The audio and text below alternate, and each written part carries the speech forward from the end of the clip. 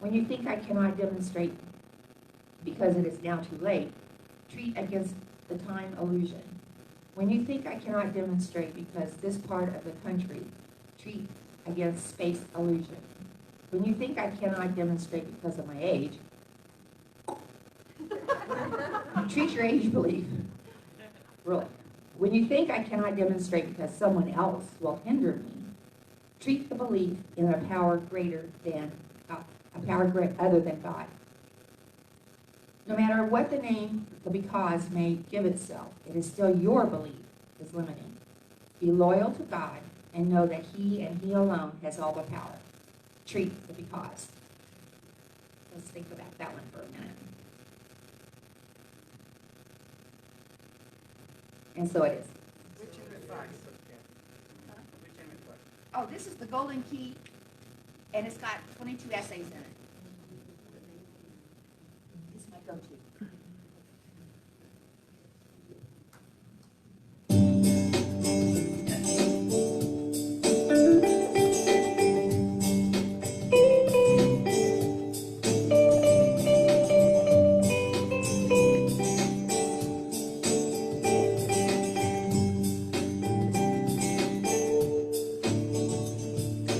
Everybody wants to live how they want to live, and everybody wants to love how they want to love, and everybody wants to be closer to faith. Everybody wants everybody to, everybody free. Everybody needs to touch, now and then, and everybody wants a good friend. Everybody wants to be closer to me.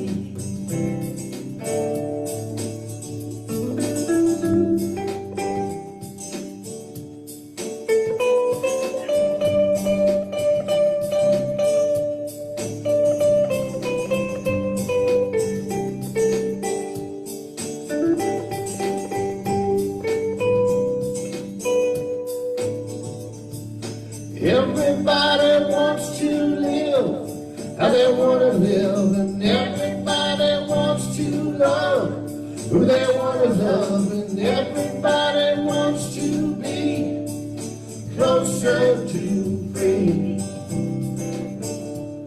Yeah, closer to free.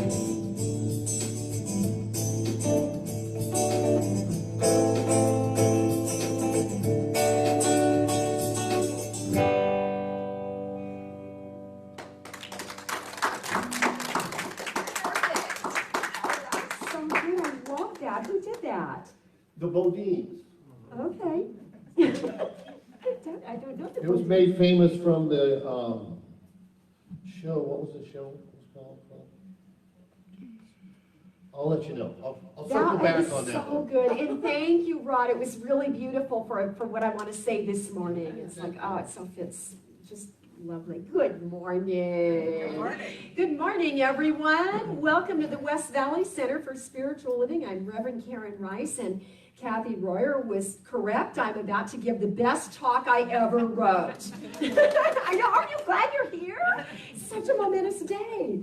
I don't know what happens. Sometimes it feels like it's just going to be a talk. And then you wake up in the morning, and it has transformed itself into something else that is way more. So I look forward to seeing how it unfolds in the room this morning. And yeah, it's Super Bowl day. What a fun day. There's just something in the atmosphere. I think that we as the human population, at least in Super Bowl world, we really need these little perks in life to lift us up and get our vibration a little higher. So I'm talking this morning on a topic called ways and means and methods. And those are three terms that Dr. Holmes, the founder of the Science of Mind Teaching, put together and used in a really, it's kind of a cool way. Not quite as cool as Kathy Royer's shoes. May I just say she is wearing some really awesome shoes this morning. But he did this great combination of words that doesn't sound all that interesting, and yet wait till you hear the quote and wait till you see how it comes together, because what we are really talking about this morning is the way that we address in this teaching, in this philosophy, what is God, what it is, the way it works, and how to use it.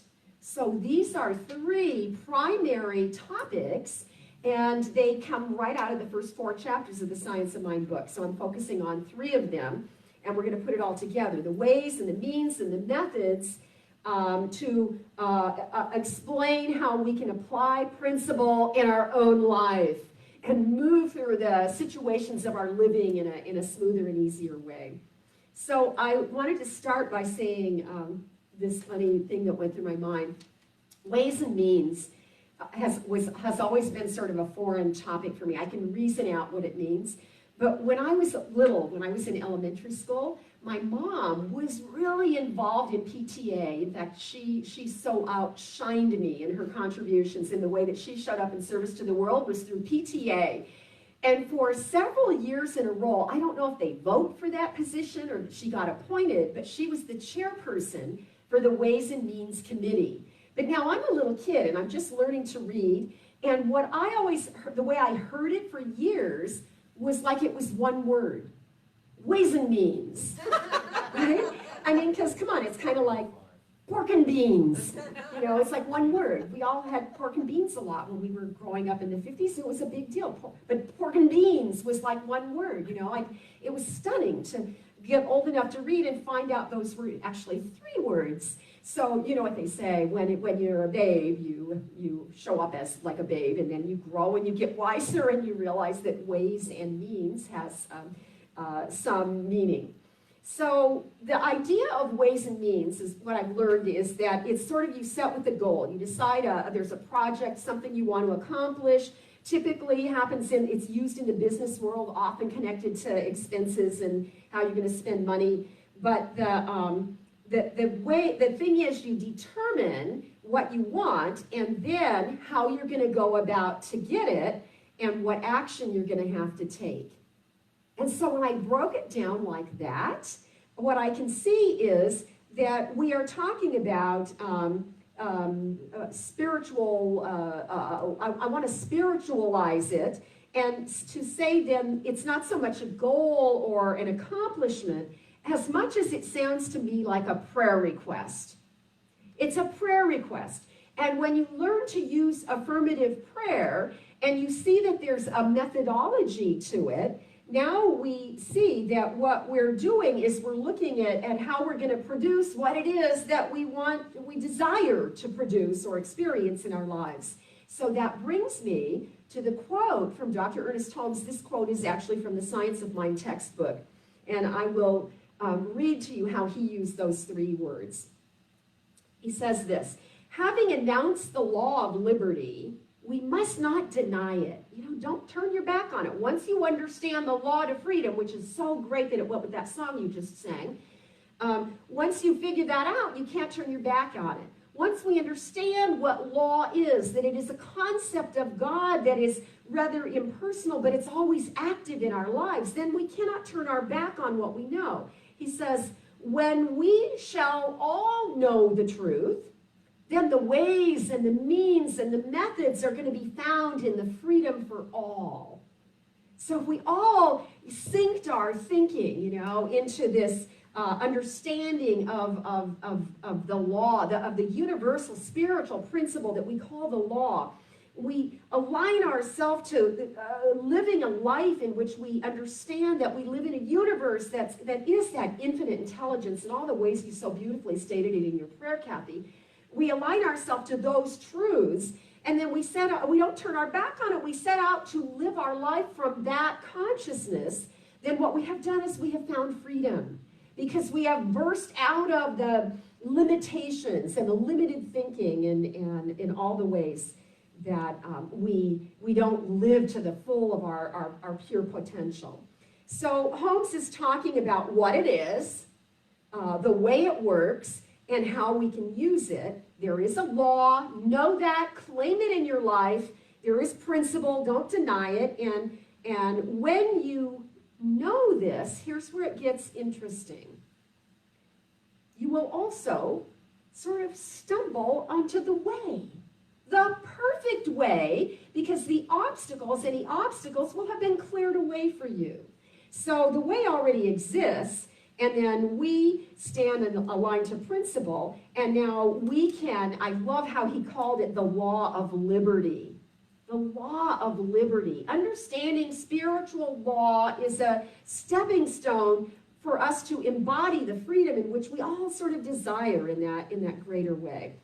And so we recognize there's a way and a means and a method, and that brings us to freedom. And it's freedom for all, not just a few. It's not freedom for just the people that come to study new thought. It's not. It's everyone. Everyone has equal access, and everyone is using the law. And some of us just use it in a more limited way. Thomas Troward has this gorgeous quote. Now remember that Thomas Troward is someone that Holmes did not know personally, but he studied Thomas Troward. When he was a young man, he found the writings in a metaphysical library somewhere in Los Angeles near the beach.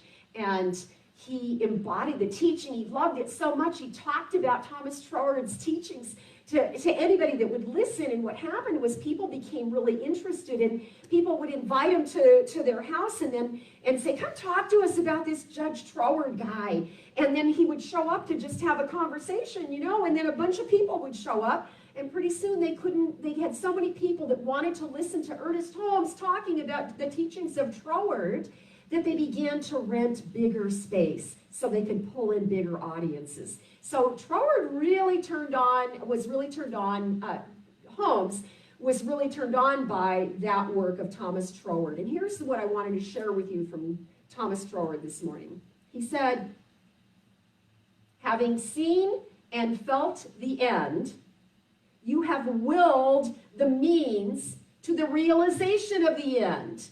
So the end is like what you desire, right? So right now you just think, oh, it'd be nice to have da-da-da-da-da. Or it would be nice if this relationship would smooth itself out. It would be nice if, you could go on forever.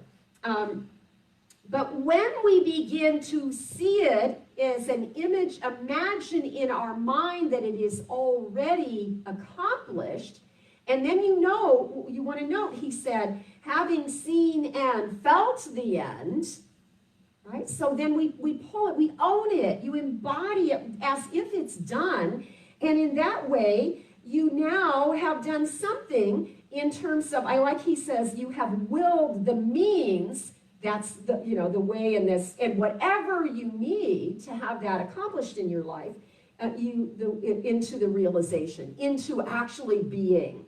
So you start at the beginning by recognizing, and what we say when you start at the beginning is there is a power that creates and supports all of life without exception. There is that intelligence in all beings. Every living thing is filled with that divine energy, that power, and that is created and supported in this wonderful way by this infinite intelligence.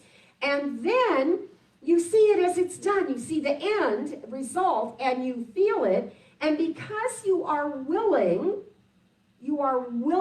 the means. The way I see that is it's when I put my demand on the law. When I absolutely know that this is what I'm praying about, and I put my demand on the law and I claim it, there's something I can feel in me that's like opening up to receive it so that it can come. And so we have cleared the way. And then what happens is quite remarkable, is that the resources you need to get there, whatever that end result is, the resources appear.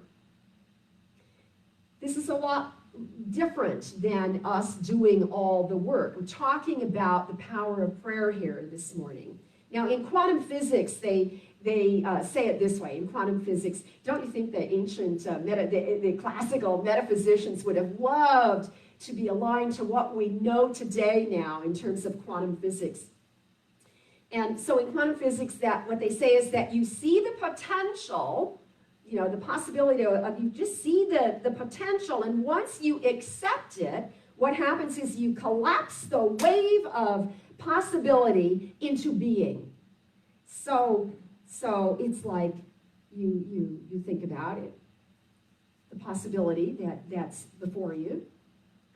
You see it as accomplished, and you feel it, and so in a way, it's like you're trying it on for size, right? You're looking to see if it's a good fit. You know, sometimes when I get to that place, I realize, well, that's not actually what I want to pray for. And I then can clean it up and redirect the prayer. So it's you're trying it on, and you want to see if it's a good fit for you, and then voila, the thought moves in, is activated by our belief, it just as Jesus said, and things come into form in that way. So yeah, those early teachers would have loved, some of them knew about quantum physics, but man, they did not have the kind of research and the kind of people reporting on it in more understandable ways, which I greatly appreciate in my life.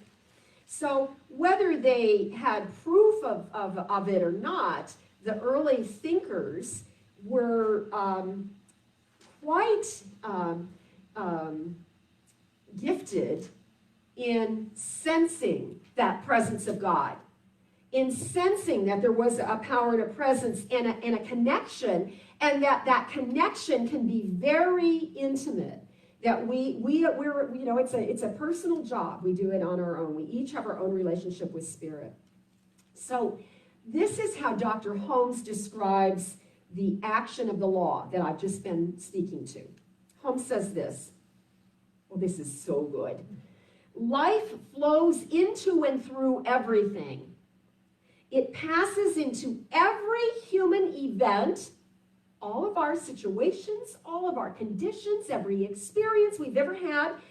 Life flows into and through everything, and it passes into every human event, and it translates itself through every human act. If you learn to think of life as flowing, sense the movement in what we're speaking of here. Learn to think of life as flowing through your every action, then you will find that things you give your attention to are quickened with a new energy. Ah, what a great way of saying it. I can feel that. And that happens because, this is the best line, you are breathing the very essence of being into them. So if we learn to think of life as that God energy, that force, that power that's greater than we are, learn to think of it as flowing through every single action in your life, and then know, you're going to find out, you're going to know, you're going to validate that truth that everything you give your attention to is quickened with new energy, and that is because the way we are willing the means through the words of prayer, we are actually breathing the essence of being into them. So particle and the wave and the thought, the potential, the belief in the potential collapses the wave, it becomes the particle, it becomes the real thing.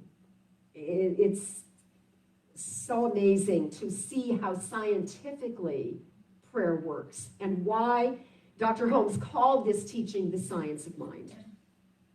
So we're looking this morning at three ideas. We're looking at the way, we're looking at means, and we're looking at method.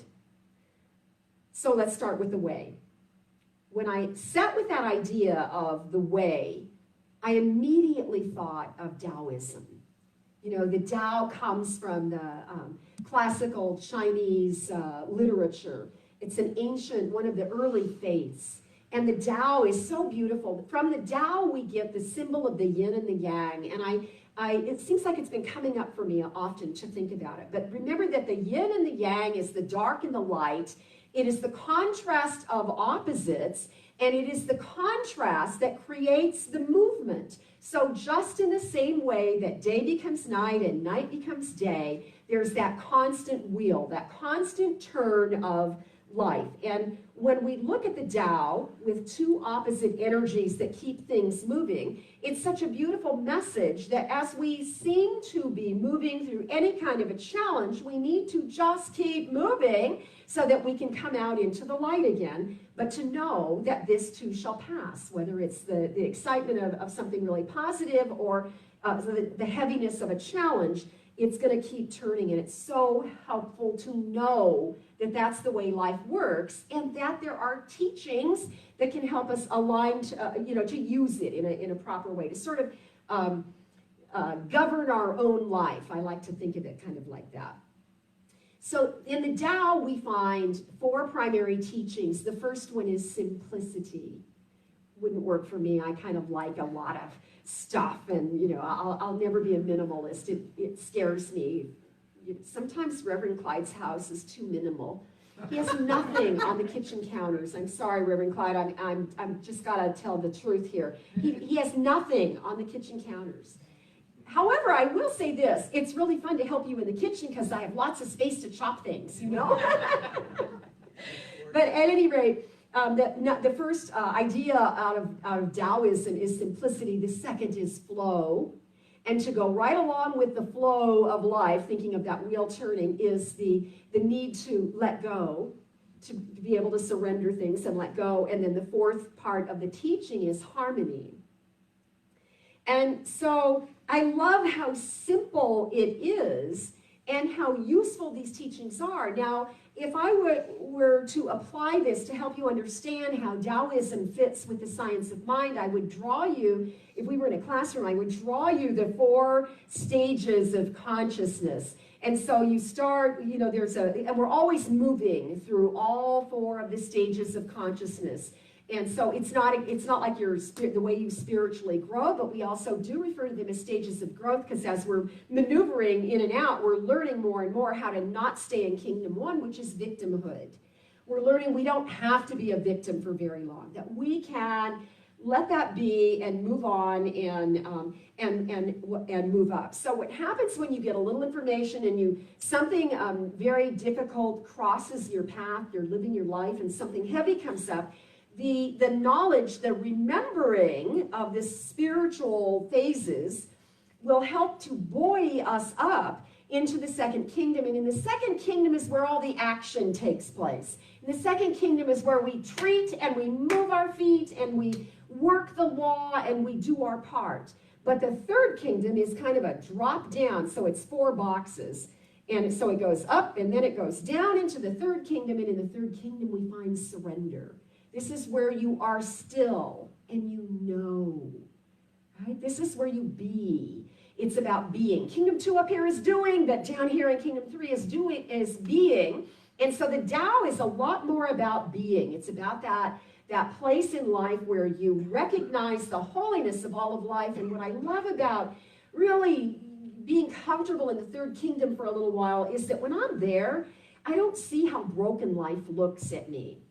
When something happens, we immediately go into that Kingdom 1 or the stage 1, that first stage, we call them both, and everything looks pretty bleak from that place. But then I can work myself back into I can clear the obstacles through the work, and I can then again drop down. I think we grow from reflecting on our experiences. So that's why we want to be witnesses. You want to witness consciousness so you can recognize the stuff that's going on in your own mind and become accountable for it in a greater way. So when I thought about Taoism and the ease that it suggests we can have in our lives, I thought of treading water. But this is like treading water. So when I was a little girl, I think you'll think back to your own situation here, but I learned to swim. I learned the beginning part of swimming in the Colorado Lagoon in Long Beach, California. And my family, my father and his 8 brothers his 7 brothers and 1 sister, that was a big family outing that we did on many weekends when the weather was nice in the summertime. And we would go to the Colorado Lagoon, and it's salt water. And so first my daddy taught me how to float. which is salt water is a great place to learn to float. And there's no waves. It's moving, but it's a lagoon, so it's enclosed. And then he taught me how to dog paddle because he wanted me to know, how to get back to shore should something go wrong. So when I was about the 4th grade or so, my parents put in a pool. We had a pool in our backyard. And now we get the pool, so now they're getting more serious about us learning to be good swimmers because we have a pool and we want to be safe. They want us to be safe at home, right?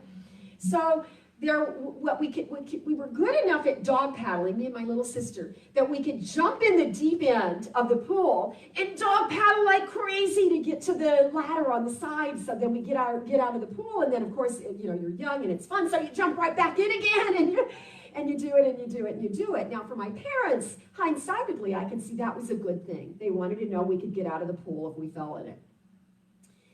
But eventually, when I learned more skills and I grew greater confidence in being in the water, I learned that I could tread water.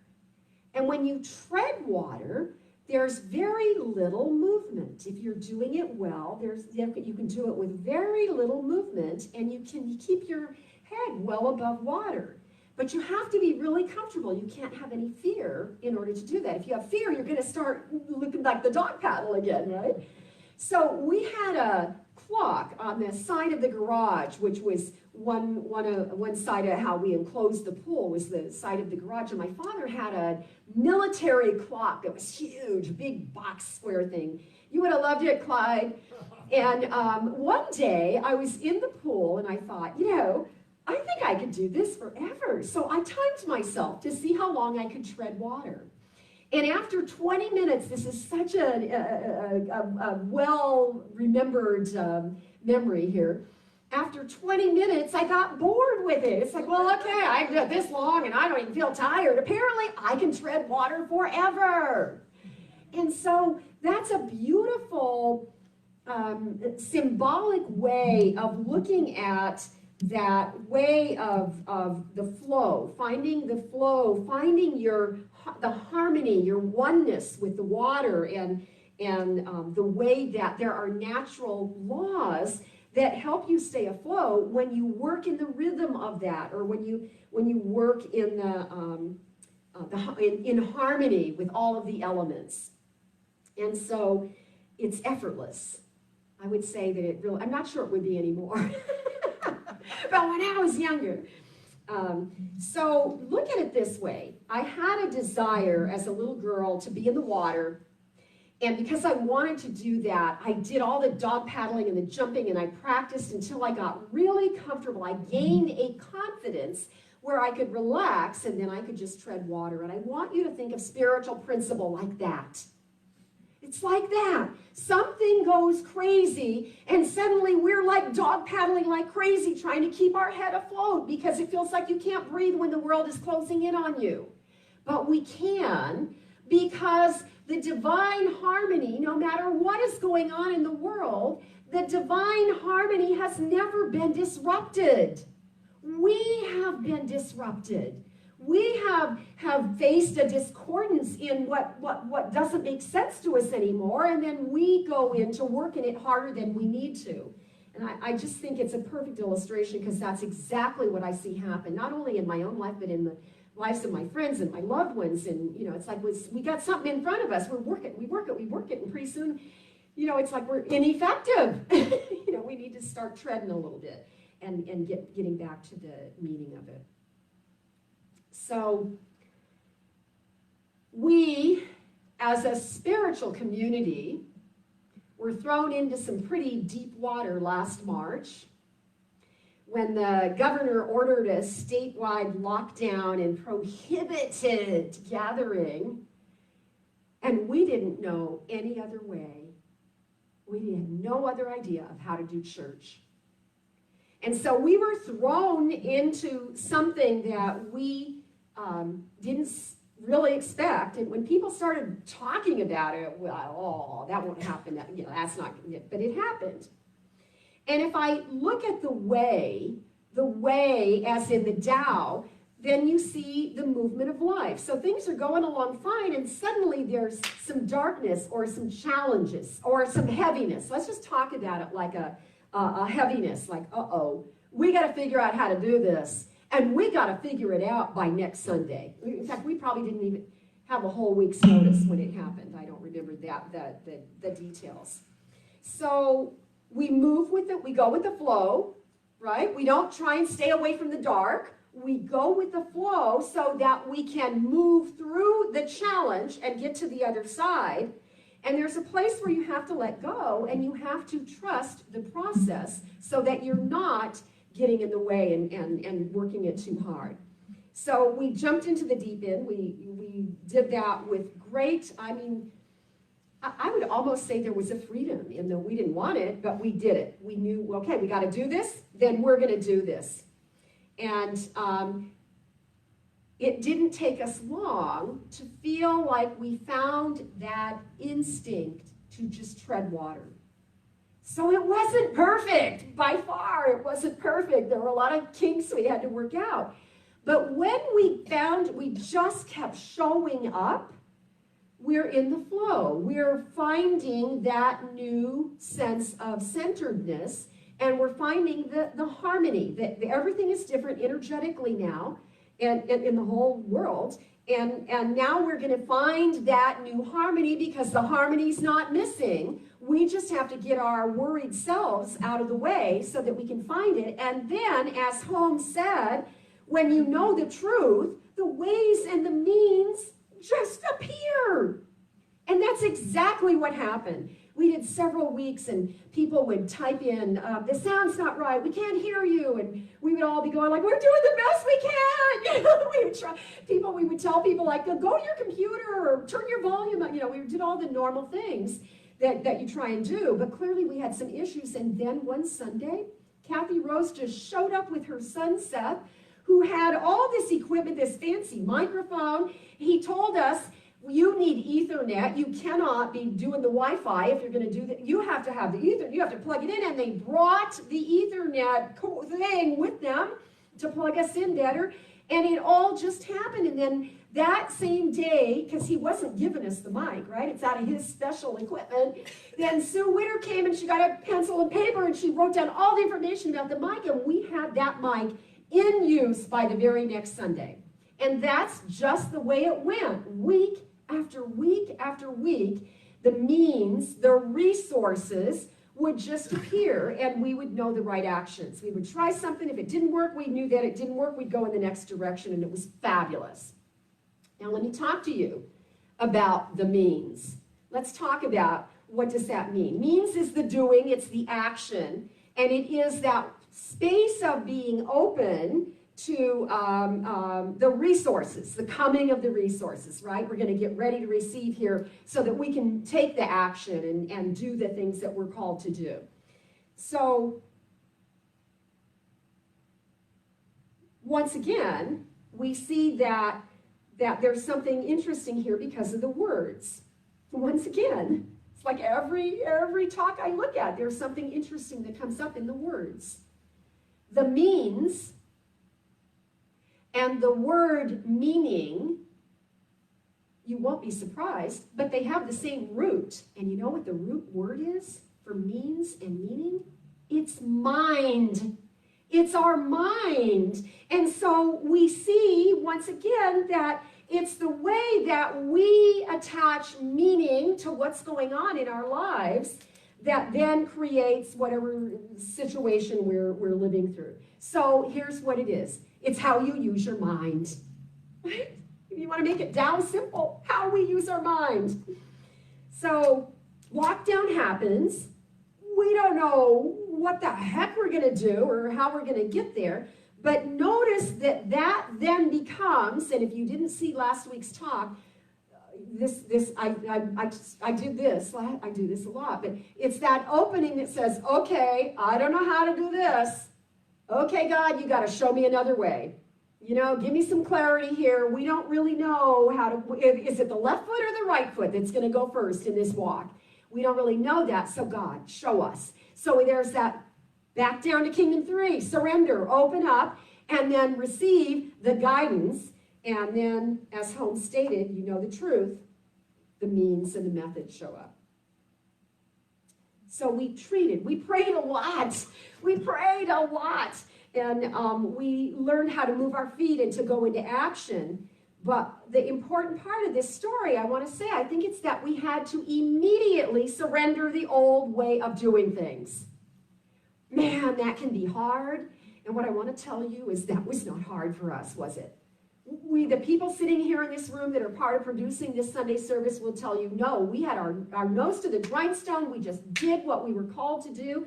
And we didn't oy vey and much, probably a little maybe. But we found a way to regain our footing while we were being reharmonized by the universe or by life or by God, however you want to do that. We were treading water until the next strokes were revealed to us. And meanwhile, in the middle of all of that, what we were witnessing was that the entire universe was supporting us in our success. What a great testament to how this teaching works. You know, we stood up with what we knew, and I'll tell you one thing we all knew. We never said it, but writing this message made me realize we all knew that there would be no failure. There was no way we would not end up totally successful in these efforts that we were calling forward. So it's about trusting the process and knowing that you don't have to know how. That's sometimes I think the how really slows us down. It's like, well, I don't know how that's going to work. And we think of all the obstacles. The obstacles start coming up. See, we're doing battle. We're looking for how. And what we really want to do is create some space while we're treading water, keeping your head up, having your spiritual practice support you. But meanwhile, God will fill in the gaps because that's the way life works. Everybody in this room is nodding. Oh. When we held steady through those early weeks, I want to say what I think we were doing was we were holding an energetic of positivity. And I'm not even sure we chose it. We just chose to stay in the game. We chose to stay alive. We never once compromised our capacity to be vibrant, even as we were moving through these challenging days. And I love that we never wavered. I'm so grateful to have been surrounded by the people that pulled this off, because you know what? That was a divine engagement. You know, that configuration of souls, and most of you are sitting in the room right now. That configuration of souls came together, and wow, what a blessing. So great thinkers have known this stuff always, right? There have always, throughout the history of humanity, there have always been those people that sort of think outside the box, but there are great thinkers that know a lot. Here's a quote from a great thinker. Martin Luther King said, "We will never have peace in the world until we recognize that ends are not cut off from the means." He's saying the same thing. He's saying the same thing here that I've been talking about all morning. There's great wisdom in knowing that we as a collective consciousness are being groomed to recognize that we are not separated from God. We are not separated from the way. We are not separated from the resources we need, that there is something, an intelligence in this universe, a powerful intelligence in this universe that supports and sustains us always. And that brings me to the method. We have in the science of mind a very specific method.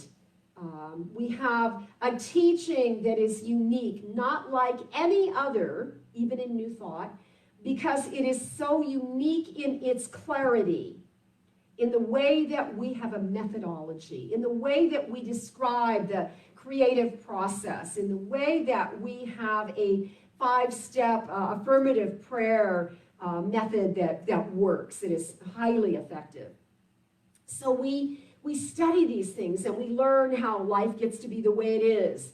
And then we see what we can do to improve the conditions in our lives. And most important, I think this one really hits strong for me, is I think that we find a way to, we learn how to find peace in a stirred up world.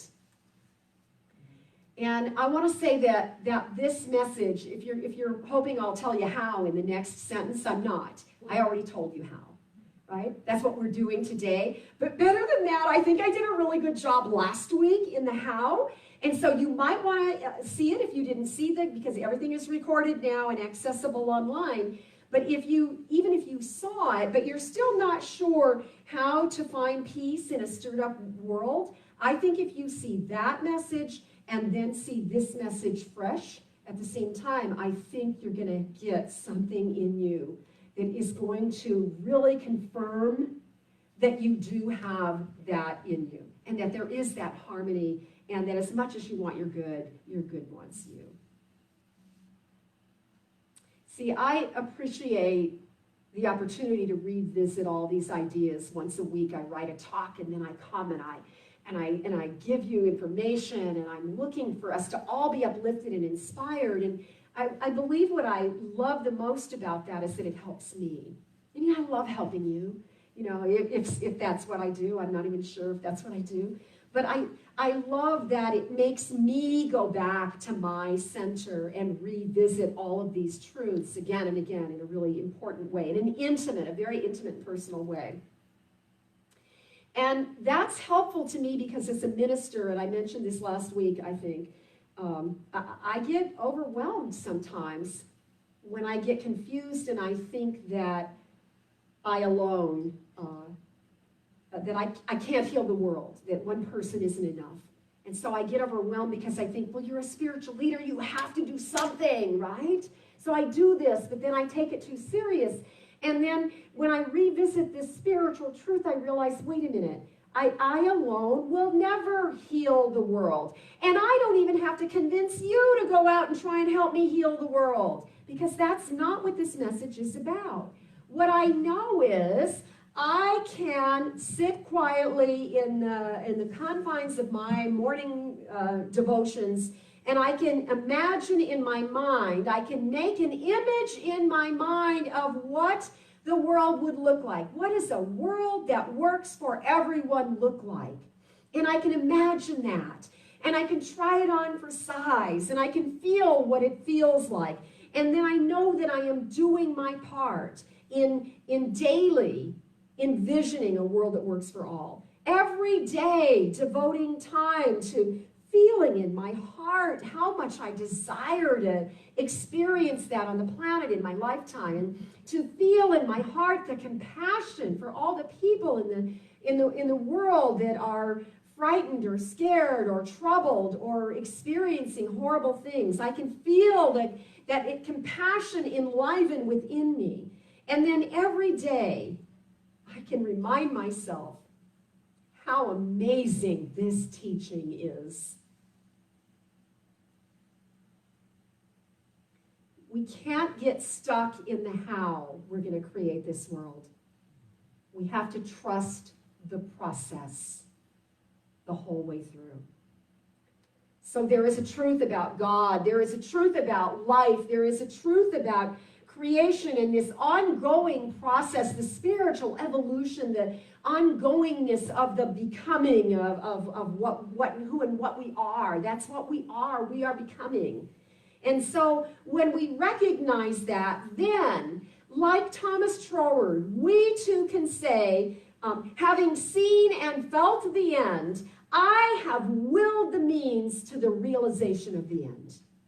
I have done my part, and it doesn't have to feel heavy or burdensome. So the way is given, my friends. The way is given. The harmony is always there. The means will always be provided. The resources will appear, and the method is what we teach and what we stand on and what we live. You already have the whole package. I want you to know that. And I want you to embrace that. I want you to open yourself to feel it and claim it and own it. And then I'll just close this morning with a great quote from Holmes. This is a wonderful quote. There is going to be change in our lives from hour to hour, from day to day. So let's make the best of it. The action of the law never changes, but the direction of the action is up to us. Amen. Yeah. It's not burdensome. It's not. It doesn't have to be. If it feels like a burden, you're dog paddling and you're not treading. Right? So find the simpler way. And on those days when it feels heavy, just keep treading water because you can do that forever. I proved it. Be confident. Your freedom is always at hand. All right. That's a lot. I want to anchor it in prayer. So get really good and comfortable right where you're seated. Take a nice deep cleansing breath and ready yourself for that inner movement.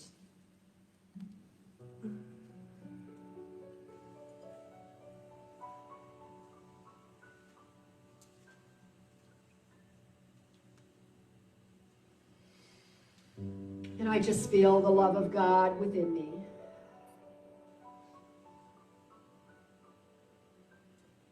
The movement and activity of life itself at the core of my being. God in me, as me, is me. And as this indeed is the truth of my being, I know it is the truth of every living being. For there simply is no place where God is not. And so we do recognize that. We open ourselves, we stretch our consciousness so that our container, as the way in which we receive, becomes even greater, larger, able to fill with the grace of God to a capacity beyond that which we did yesterday. I feel the love of God, and I know it is the truth of every living thing, that there is that within us that is ever present, that is always guiding us. It is that the divine light, the fire, the spark of life that is the divine illumination. And as we find our confidence in this walk of life, as we align ourselves to that universal harmony, as we recognize we are created in the image and the likeness of that which has created us, and therefore we are creative beings, we take our place in this great movement of life. We know how to flow through our experiences. And when we catch ourselves with that witness consciousness and we notice that we are dog paddling and struggling to keep our head above water, that we take a breath and we relax and we allow ourselves to tread sweetly in this divine waters of life, that substance that supports us, that allows us to float when we're too tired to stroke. I feel the love of God, and I know that it is this great reckoning of the love and the law and the action and the inaction, the being and the doing. I realize that it is everything packaged all together. And how blessed we are that we have a teaching that shows us the way, that provides the means and the resources, that energizes us to take the actions that we need to take, and that fulfills the promise, and that we see the end in the beginning, and that we feel it deeply. We own it, we claim it, so that we know deep in our hearts that the good we desire is freely given by the Father. And so I pronounce this day that life is good, that this is the day that God has made, that each and every one of us is being called forward in this very moment to lay aside those things that hold us back, to open ourselves to receive the new vision, the higher vision, the evolutionary vision that clears every path and that provides all the resources, that activates everything within us to allow us to heal and to be whole and to express ourselves fully in a world that so craves the gifts that we are here to give. So I say thank you, God. I am grateful. I am grateful for this spiritual community that demonstrates so perfectly how to interact with Spirit in that intimate and perfect way.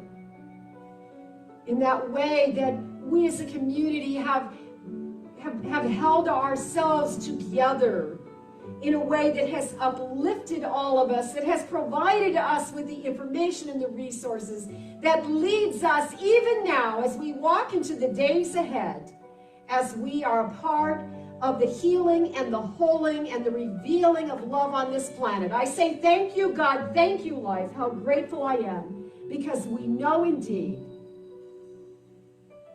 we are the whole package, and it is already done. And so I release these words into the law with a very grateful heart, and together we say, and so it is. Amen. Grateful, grateful, grateful for all the love that I have. I am so grateful, grateful, grateful for all the love that I have. Everywhere I look and every face I see is love reflected, shining back to me. I just give thanks for all these simple things, the joy and peace that gratitude brings. That's why I'm grateful, grateful, grateful for all the love that I have. I am so grateful, grateful, grateful for all the love that I have.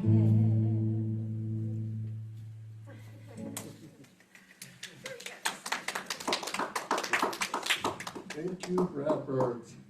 I left my little cloth back there on the back, so I had to run back and get it really quick.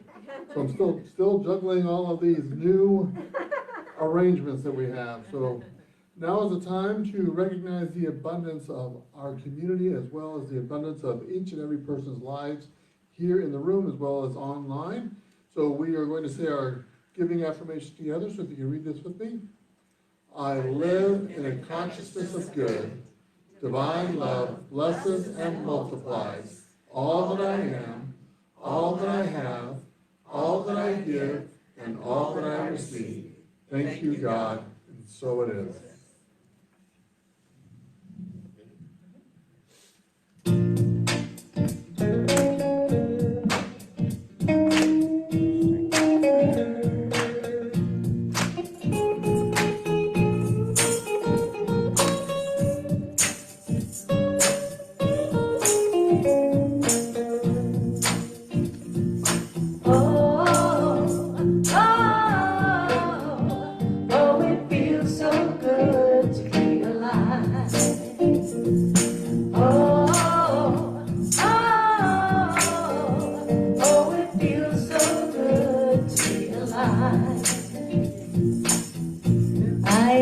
About my problems, I'm living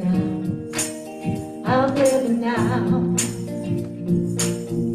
and I ain't gonna worry about the future. I'm living now, so put your hands up if you feel like having a good time. Put your hands up if you're sharing love with all, and raise your cup if you're hopeful for tomorrow. Put your hands up if you're ready to have some fun. Oh, it feels so good to be alive. Oh, it feels so good to be alive. Feels good, don't it? Oh my God, one live in the moment. Feels good, don't it? Feels good, don't it? Only got one life, live in the moment. Feels good, don't it? Feels good, don't it? Only got one life, live in the moment. Feels good, don't it? Feels good, don't it? Only got one life, live. Oh, oh, it feels so good to be alive.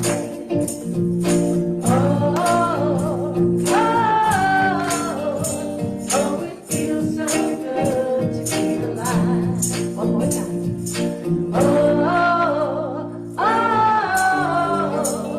Oh, it feels so good to be alive.